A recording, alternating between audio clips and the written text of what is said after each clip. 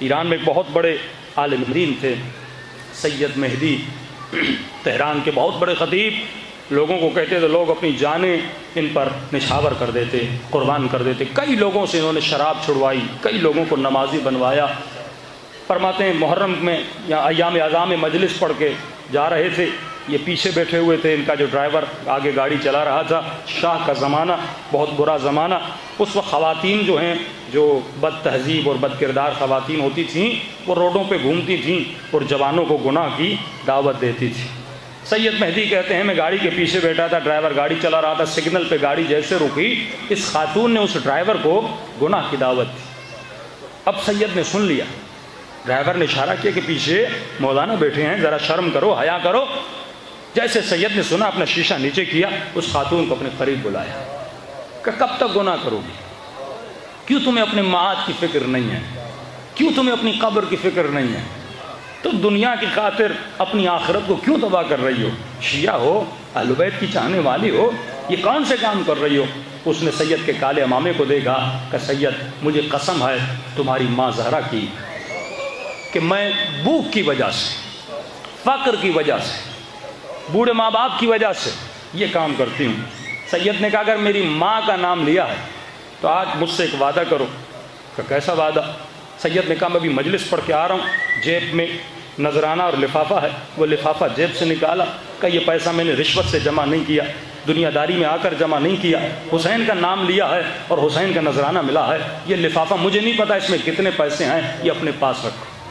تم نے نام لیا میری اماں زہرا کا، کب اسی زہرا کی قسم کھاؤ جب تک اس لفافے میں پیسے ہیں تب تک گناہ نہیں کرو،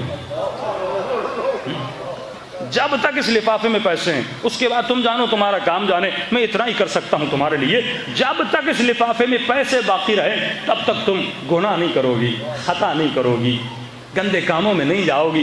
کہنے لگی سید قسم ہے سیدہ کی میں آپ سے وعدہ کرتی ہوں واقعی جب تک اس لفافے میں پیسے ہیں میں گناہ نہیں کروں گی۔ سید آگے چلے گئے۔ سید مہدی کہتے ہیں کہ تقریباً 2 سے 3 سال کا عرصہ گزر گیا، میں نجف گیا زیارت مولا علی کرنے، امام کی زری کی طرف کھڑا ہوا، السلام علیکہ یا امیر المومنین یا امام المتقین، دعا پڑھ رہا تھا۔ میں نے دیکھا ایک جوان میرے سائٹ پہ کھڑا ہے اور یہ جوان کچھ کہنا چاہتا ہے۔ میں نے کہا مولا آپ کی زیارت تو کنٹینیو رکھوں گا لیکن کہیں یہ چلا نہ جائے، کوئی شرعی مسئلہ۔ یہ علماء کی فطرت اور عقل ہوتی تھی کہ زیارت تو میں بعد میں بھی پڑھ سکتا ہوں، اس وقت اہم ہے اس جوان کو جواب دینا۔ فوراً زیارت کو بند کیا۔ کہاں جوان بتاؤ کوئی سوال ہے؟ کہ مولانا بس آپ کو سلام کرنا تھا، آپ کی زیارت کرنی تھی، میری وہ خانم میری بیوی سامنے کھڑی ہے، وہ آپ سے کچھ باتیں کرنا چاہتی ہے، مجھے نہیں پتا کیا پوچھنا چاہتی ہے۔ سید آگے بڑھے، کہا ایک محجبہ خاتون چادر میں محجبہ بہترین حجاب میں کھڑی ہوئی ہے۔ میں آگے بڑھا، اس خاتون نے کہا سید مہدی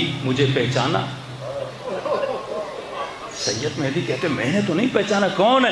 کہا سید 2 سے 3 سال پہلے سگنل پہ تو نے ایک لفافہ دیا تھا اور مجھ سے وعدہ لیا تھا کہ کبھی گناہ نہ کرنا جب تک اس لفافے میں پیسے ہیں۔